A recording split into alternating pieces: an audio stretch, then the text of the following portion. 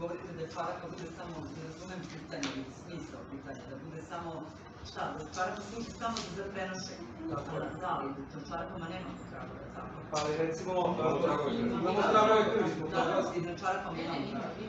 Na tragove, recimo, da li je moguće da Radović nosi čarape na nogama i pokupi tragove krvi? Konkretno to želi s tim pitanjem da... Na pitanju učenika, da li je bilo moguće uspjeno kada je Bijen Kostić preneti tragove krvi u opštu mesta iz jednog materijala na drugom mestu, nije na delu čarapa, nego na drugom mestu,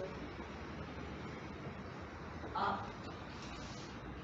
putem čarapa na kojima su nesporno pronađeni tragovi krvi. Radović.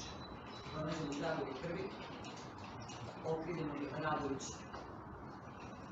Aleksandar. Veštak izjavljuje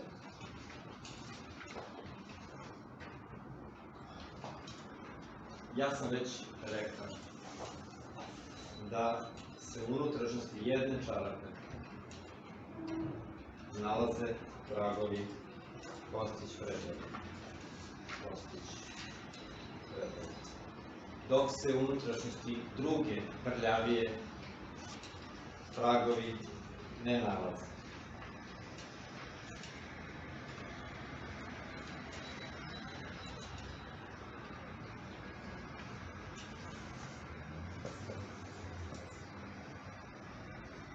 Dok se na spoljašnjosti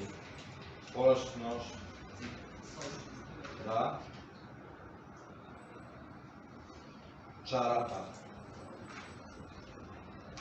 i to obe čarape, nalaze tragovi krvi Radović Aleksandar.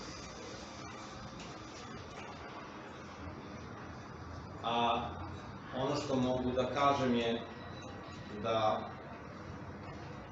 sam Radović Aleksandar nije nosio tu čarapu, odnosno te čarape. A mislim da ni Kostić Predrag nije nosio obe čarape na ekstremitetima, već samo jednu.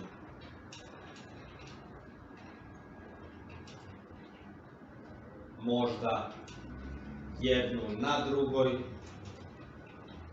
ili možda jednu prljaviju uhvaćenu ovom drugom manje prljaviju.